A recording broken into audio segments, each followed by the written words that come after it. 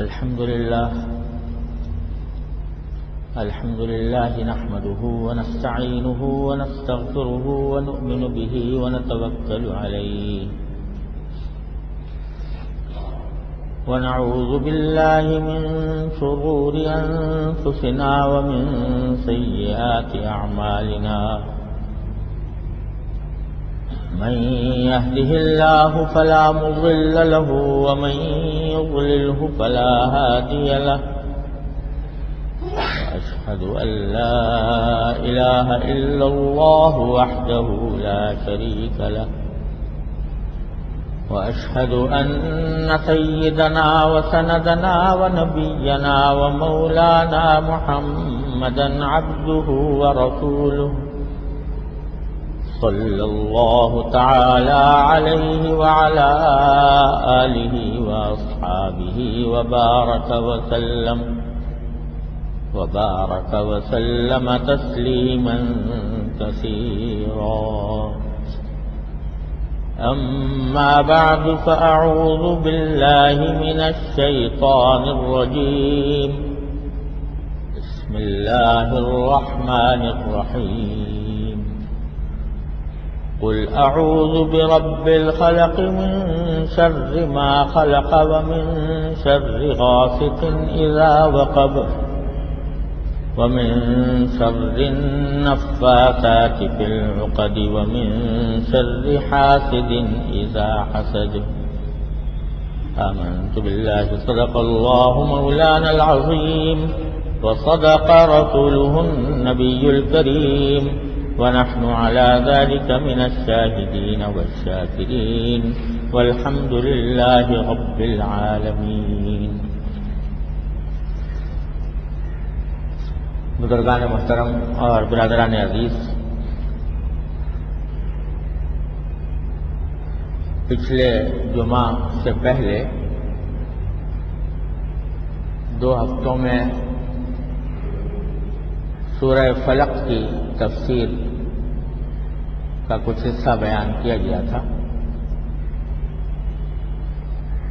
اور مقصد یہ تھا کہ جو یہ سورتیں ہم نماز میں پڑھتے ہیں ان کا کچھ مطلب ہمارے ذہن میں رہے اور ان سورتوں میں اللہ تبارک و تعالیٰ کی طرف سے جو ہدایتیں ہیں اللہ تعالیٰ ان پر عمل کی توفیق عطا فرمائے. جیسا کہ میں نے پہلے عرض کیا تھا، یہ 2 سورتیں جن کو معوذتین کہا جاتا ہے، سورہ فلق اور سورہ ناس، یہ دونوں صورتیں اس موقع پر نازل ہوئی تھیں جب ایک یہودی نے حضور نبی کریم سرور عالم صلی اللہ علیہ وسلم پر جادو کرنے کی کوشش کی تھی. تو اللہ تبارک و تعالیٰ نے یہ صورتیں نازل فرمائیں اور اس میں آپ کو ان صورتوں کے کو پڑھ کر اس جادو کے ازالے کا حکم دیا گیا، اور اللہ تعالیٰ نے اپنے فضل و کرم سے ان صورتوں کی برکت سے اس جادو کا اثر زائل فرمایا. یہ جو صورت ہے جو میں نے ابھی پڑھی ہے سورہ فلق، تو اس میں فرمایا گیا کہ قل اعوذ برب الفلق، یہ کہو کہ میں پناہ مانگتا ہوں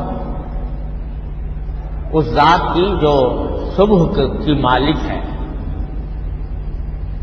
من شر ما خلق، ہر اس چیز سے پناہ مانگتا ہوں جو اس نے پیدا کی ہے. یعنی کائنات میں جتنی چیزیں ہیں وہ سب اللہ جل جلالہ کی ہی پیدا کی ہوئی ہیں، لہذا اگر ان میں کوئی شر ہے تو اس شر کا ازالہ بھی اللہ جل جلالہ کے ہی قبضے میں ہے، لہذا میں اس کی پناہ مانگتا ہوں. ان 2 آیتوں کی کچھ تھوڑی سی تشریح اور تفصیل میں 2 پچھلے جمعوں میں عرض کر چکا ہوں. یہاں پہلے تو اللہ تبارک و تعالی نے یہ حکم دیا کہ ہر اس چیز کے شر سے پناہ مانگو جو اللہ نے پیدا کی. اللہ تعالیٰ کی مخلوقات کے ہر قسم کی مخلوقات کے شر سے اللہ ہی کی پناہ مانگو. اس میں ساری ہی چیزیں آ گئی. مخلوقات کے تمام شر اس میں داخل ہو گئے، چاہے وہ انسانوں کی طرف سے پہنچنے والی تکلیف ہو، یا جنات کی طرف سے، یا شیاطین کی طرف سے، یا جانوروں کی طرف سے، یا درندوں کی طرف سے، یا حشرات الارض کی طرف سے. جو کوئی تکلیف پہنچنے والی ہے اس کے شر سے پناہ اس میں آ گئی. تو داخل تو ساری چیزیں ہو گئیں، لیکن آگے اللہ تبارک و تعالیٰ 3 چیزوں کا خاص طور پر ذکر فرمایا. من شر ما خلق، من شر غاسق اذا وقب. میں اللہ کی پناہ مانگتا ہوں اندھیرے سے کے شر سے جب وہ چھا جائے. اندھیرے کے شر سے جب وہ چھا جائے میں اللہ کی پناہ مانگتا ہوں. یہ اس خاص سیاق میں تو اس کا مطلب یہ ہے کہ عام طور سے جو لوگ جادو کرنے والے ہوتے ہیں یا سفلی عمل کرتے ہیں وہ زیادہ تر رات کے وقت کا انتخاب کرتے ہیں، اندھیرے کا وقت کا انتخاب کرتے ہیں. اندھیرے میں وہ شیاطین سے بھی تعلق قائم کرتے ہیں، شیطانوں سے بھی مدد مانگتے ہیں، اور اندھیرے کے وقت میں، رات کے وقت میں وہ اپنے تونے ٹوٹکے کیا کرتے ہیں.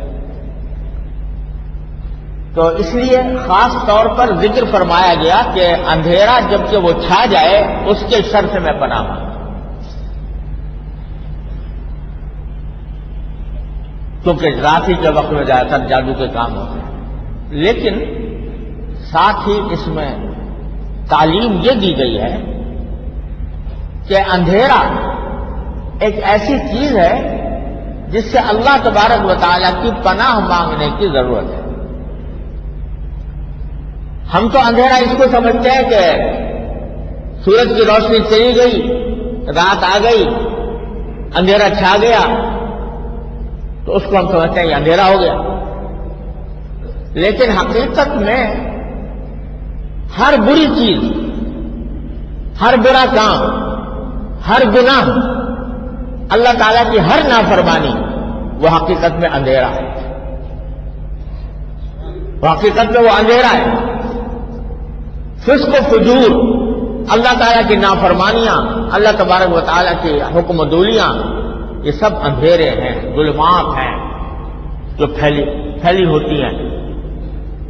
تو ساتھ میں اس میں یہ بھی ایک اشارہ ہے کہ جب کبھی تم اندھیرے میں گر جاؤ، چاہے وہ اندھیرا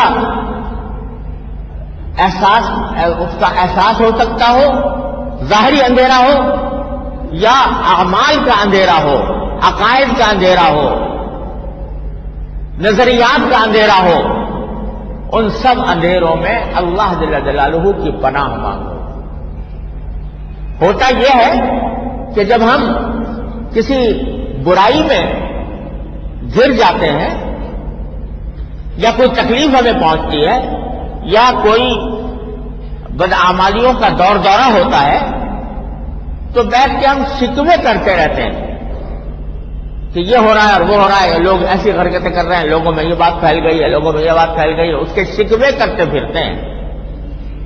لیکن یہ احساس اور یہ دھیان بہت کم لوگوں کو آتا ہے کہ اس اندھیرے کا علاج اگر کوئی ہے تو وہ اللہ جل جلالہ کی دامن رحمت میں پناہ لینا ہے. اللہ کی پناہ کی طرف رجوع بہت کم لوگوں کو اس کی توفیق ہوتی ہے. حالانکہ قرآن کریم کا ارشاد یہ ہے کہ جب کبھی اندھیروں میں گرو تو ہمیں پکارو. دیکھیے ایک اور جگہ قرآن کریم نے حضرت یونس علیہ السلام کا ذکر فرمایا. حضرت یونس علیہ السلام کو ہر مسلمان جانتا ہے کہ مچھلی نگل گئی تھی اور مچھلی کے پیٹ میں رہے. اب اندازہ کیجئے کہ ایک زندہ انسان اگر مچھلی، بڑی سی مچھلی ہے، اس کے پیٹ میں چلا جائے کیا اس کی کیفیت ہوگی. وہ پیٹ ایسا کہ اس میں اندھیرا ہی اندھیرا، اس میں آدمی انسان کے لیے گھناؤنی چیز ہے، گھناؤنا ماحول اور اندھیرا ہی اندھیرا۔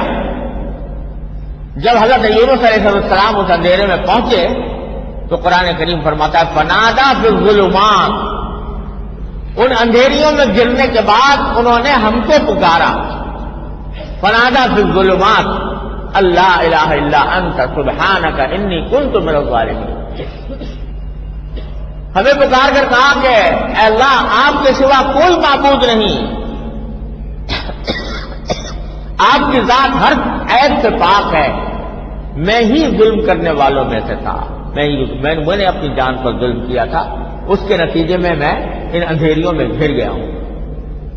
فنادا فی الظلمات اللہ الہ الا انت سبحانک انی کنت من الظالمین۔ باری تعالیٰ فرماتے ہیں جب انہوں نے ہمیں اندھیریوں میں گر کر ہمیں پکارا تو کیا ہوا کہ فنجیناہ من الغم، ہم نے ان کو اس گھٹن سے نجات دے دی۔ آپ اندازہ کیجئے کیسی زبردست گھٹن ہوگی، ہوا آنے کا راستہ مشکل، اگر ہوا آئے بھی تو اس کے سانس کے ذریعے آئے گی، مچھلی کے سانس کے ذریعے، جس میں بو بھی ہوگی، ایک انسان کے لیے ناقابل برداشت چیز ہوگی، اندھیرا ہوگا، اس گھٹن میں ہمیں پکارا لا الہ الا انت سبحانک انی کنت من الظالمین، تو ہم نے ان کو اس گھٹن سے نجات دے دی۔ اور پھر فرمایا وَكَذَلِكَ نُنْجِي الْمُؤْمِنِينَ، ہم اسی طرح مومنوں کو نجات دیتے ہیں۔ کیا معنی کہ جب کوئی مومن کسی بھی اندھیری میں گھرے گا، کسی بھی ظلمات میں گرے گا اور پھر ہمیں پکارے گا لا الہ الا انت سبحانک انی کنت من الظالمین، تو ہم اس کو اس اندھیری سے نجات عطا فرماتے ہیں۔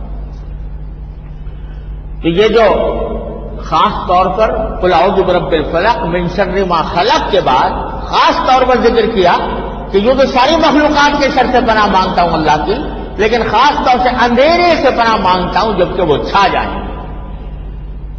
آج اگر ہم اپنے ماحول کو کا جائزہ لے کر دیکھیں تو اندھیرا ہی اندھیرا مسلط ہے، کفر کا اندھیرا، شرک کا اندھیرا، فسق و فجور کا اندھیرا، گناہوں کا اندھیرا، بدعمالیوں کا اندھیرا، حرام خوری کا اندھیرا چاروں طرف مسلط ہے۔ اس میں جو تعلیم دی جا رہی ہے وہ یہ ہے کہ اس اندھیرے میں ہماری پناہ مانگو، اعوذ برب الفلق من شر ما خلق من شر غاسق اذا وقب، ہر طرح کے اندھیرے سے جب وہ چھا جائے۔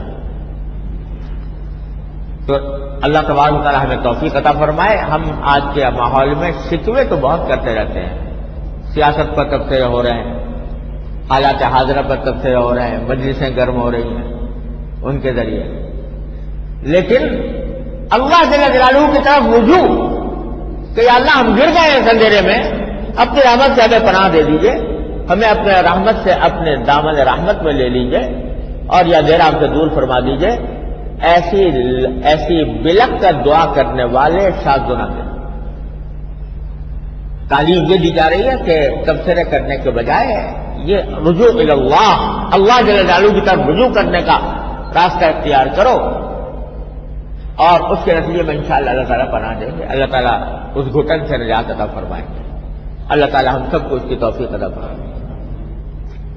پھر فرمایا من شر النفاثات فی العقد، میں پناہ مانگتا ہوں ان لوگوں سے جو گرہوں میں پڑھ پڑھ کر پھونکتے ہیں۔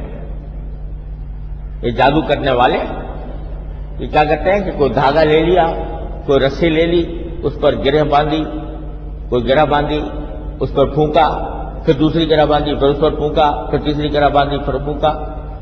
یہ سب شیطانی قسم کے اعمال ہوتے ہیں جو جادوگروں کو شیطانوں نے سکھا رکھے ہیں، اور اس کے نتیجے میں کسی کے اوپر جادو کر دیا، کسی کو تکلیف پہنچا دی، کسی کے درمیان نفرت پیدا کر دی، وغیرہ وغیرہ، اس قسم کی حرکتیں وہ گرہوں پر پھونک کر کرتے ہیں۔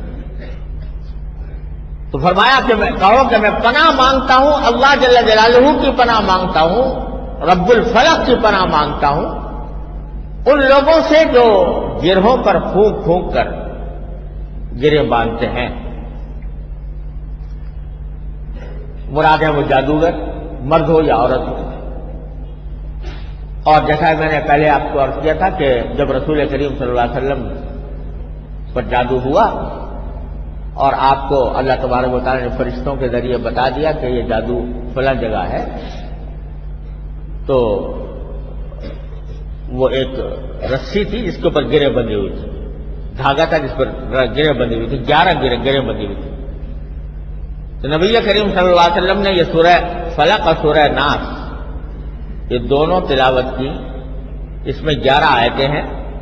ہر آیت پر آپ ایک گرہ کھولتے گئے یہاں تک کہ 11 کے 11 گرہیں کھل گئیں. اور اس کے بعد سرکار دو عالم صلی اللہ علیہ وسلم فرماتے ہیں کہ میں ایسا ہو گیا جیسے کہ کسی قید سے آزاد ہو جائے. تو من شر النفاثات فی العقد، میں اللہ کی پناہ مانگتا ہوں ان لوگوں کے شر سے جو گرہوں کے اوپر پڑھ پڑھ کر پھونکتے ہیں.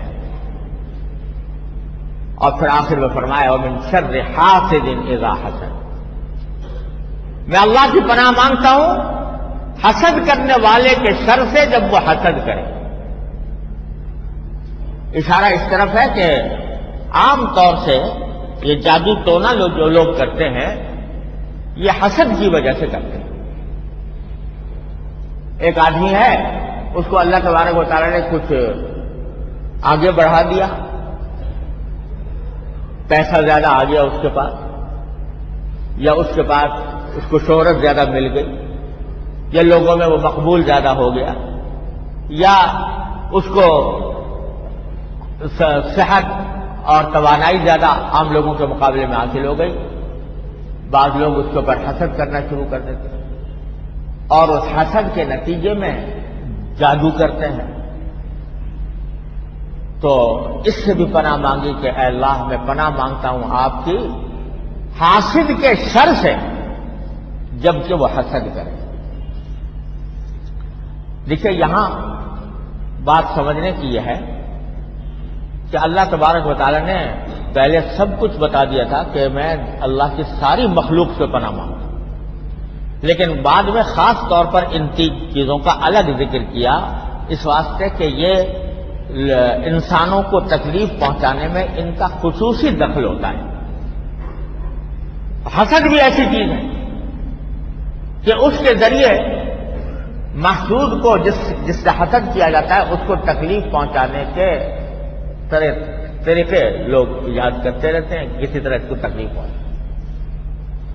تو یہاں یہ سمجھ لیجئے کہ حسد اس کو کہتے ہیں کہ کسی شخص کو اللہ تبارک و تعالیٰ نے جو نعمت عطا فرمائی ہے اس کے زائل کرنے، اس کو اس سے دور کرنے کی خواہش اور جذبہ پیدا ہو جائے دل میں، اس کو حسد کرنا.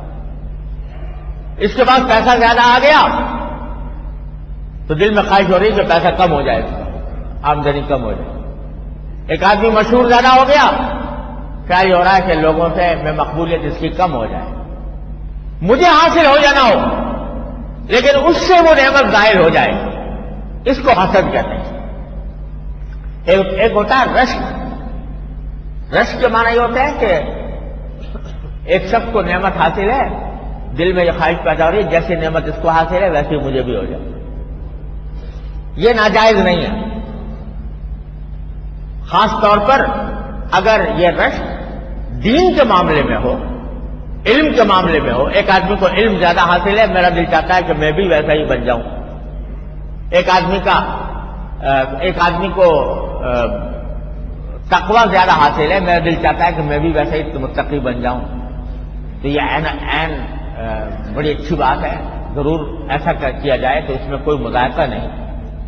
حافظہ ایک آدمی کا اچھا ہے تو آدمی سوچے کہ میرا بھی حافظہ ایسا ہی ہو جائے، تو یہ کوئی بری بات نہیں، نہیں یہ گناہ ہے.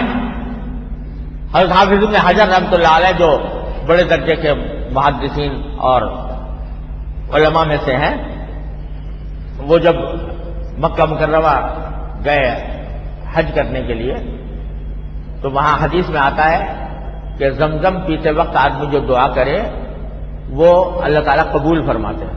ماء زمزم لما شرب له، زمزم پیتے جس نیت سے پیا جائے اللہ تعالیٰ وہ نیت پوری فرما دیتے ہیں، وہ دعا پوری فرما دیتے ہیں زمزم پیتے وقت. تو یہ کہتے ہیں کہ جب میں نے زمزم پیا تو زمزم پیتے وقت میں نے یہ دعا کی کہ یا اللہ مجھے ایسا حافظہ عطا فرما دیجیے، جیسے حافظ ذہبی ان کے پہلے ایک بڑے عالم گزرے ہیں، ان جیسا حافظہ مجھے عطا فرما دیجیے. تو یہ رشک ہے، اس میں کوئی گناہ نہیں، یہ کوئی ناجائز بات ہے.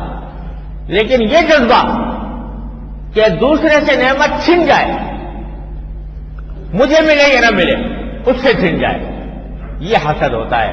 اللہ بچائے، یہ بہت بڑی بیماری ہے، بہت ہی بڑی بیماری ہے، اور بسا اوقات دلوں میں پیدا ہو جاتی ہے. اور آخر کار اس حسد کا انجام یہ ہے کہ آدمی حسد کی آگ میں جل جل کر خود ہی بھن جاتا ہے. لیکن اس کی کوشش یہ ہوتی ہے کہ کسی طرح میں اپنے جس سے مجھے حسد ہو رہا ہے اس کو تکلیف پہنچا دوں، اس کی غیبت کرے گا، اس کی برائیاں کرے گا، لوگوں میں اس کو بدنام کرنے کی کوشش کرے گا، اور جادو کرے گا، ٹوٹکا کرے گا. یہ اس قسم کے سارے شر پھیلانے کی اس کو کوشش کرتا ہے حسد کرنے والا. یہاں یہ بات بھی عرض کر دوں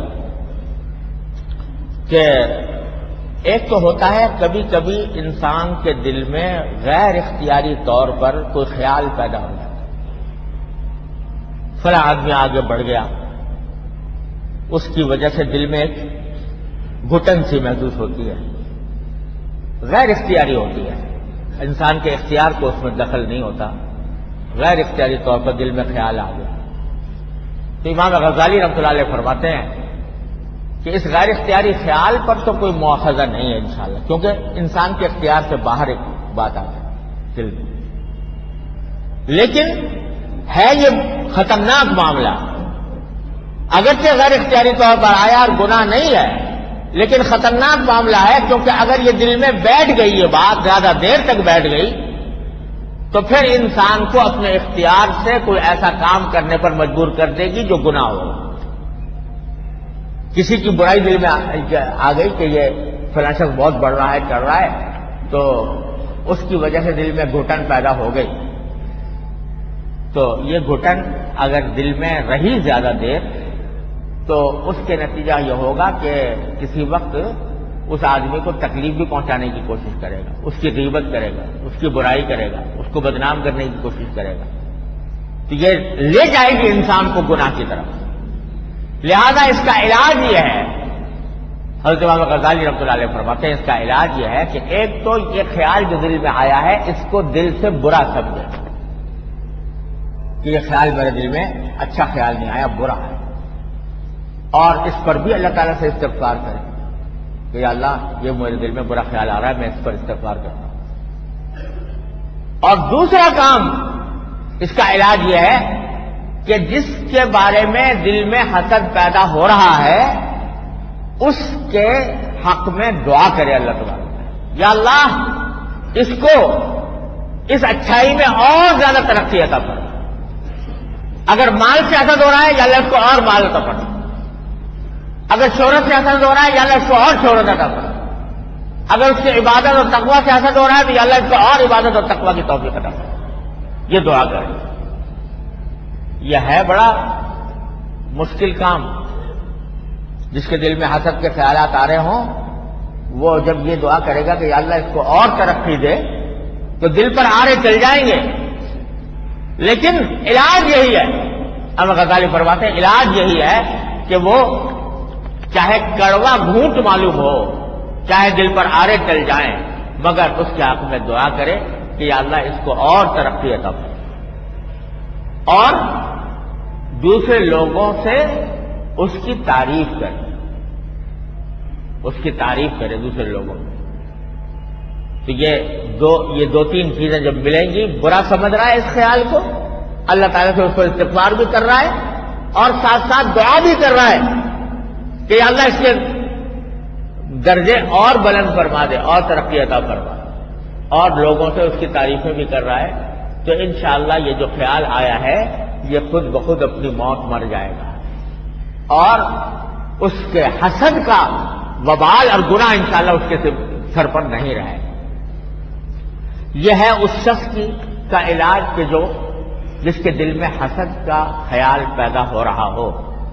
اور یہ بیماری ایسی ہے کہ اکثر و بیشتر اللہ بچائے انسانوں میں پیدا ہو جاتی ہے، اور غیر شعوری طور پر بعض اوقات پیدا ہو جاتی ہے. اس کا بڑا دھیان رکھنے کی ضرورت ہے، اس کا علاج کرنے کی ضرورت ہے. اور جس شخص سے حسد کیا جا رہا ہے اس کے لیے یہ آیت کریمہ ہے کہ وہ اللہ تبارک و تعالیٰ کی پناہ مانگے کہ اللہ میں آپ کی پناہ مانگتا ہوں حاسد کے شر سے، جبکہ وہ حسد کرے تو اللہ تبارک و تعالیٰ انشاءاللہ اس کو حسد کے شر سے محفوظ رکھے. وہ چاہے حسد کا شر جادو کی شکل میں ہو، عملیات کی شکل میں ہو، یا اور کسی طرح ہو، اللہ تبارک و تعالیٰ اس کو محفوظ فرمائیں گے. اور یہ فرمایا کہ حاسد کے حسد کا جواب نہ دو. حاسد جو حسد کر رہا ہے، یہ نہیں کہ وہ حسد کے وجہ سے کوئی دشمنی کا کام کر رہا ہے تو تم بھی دشمنی کا کام شروع کر دو، بلکہ اللہ کی پناہ مانگو من شر حاسد اذا حسد، اور صبر سے کام لو. اللہ تبارک و تعالیٰ صبر کرنے والوں کے ساتھ ہوتا ہے. جب بھی کوئی آدمی کسی کی تکلیف پہنچائے ہوئی تکلیف کے اوپر صبر کرے تو اللہ تبارک و تعالیٰ اپنے فضل و کرم سے اس کو اپنی معیت عطا فرماتے ہیں. ان اللہ مع الصابرین، اور انما یوفی الصابرون اجرهم بغیر حساب. صبر کرنے والوں کا اجر جو ہے بے حساب دیا جائے گا اللہ تبارک و تعالیٰ کی طرف. لہذا تعلیم یہ دی گئی کہ بس یہ کہہ دو قل اعوذ برب الفلق من شر ما خلق ومن شر غاسق اذا وقب ومن شر النفاثات في العقد ومن شر حاسد اذا حسد. اللہ کی پناہ میں آ جاؤ، انشاءاللہ اللہ تبارک و تعالیٰ تمہیں پناہ میں لے لیں گے اور ہر طرح کے شر سے حفاظت فرمائیں. اللہ تبارک و تعالیٰ اپنے فضل و کرم سے، اپنی رحمت سے ہمیں ان تمام معاملات میں اللہ تعالیٰ اپنی طرف رجوع کرنے کی توفیق عطا فرمائے اور اپنی پناہ عطا فرمائے. وآخر دعوانا الحمدللہ.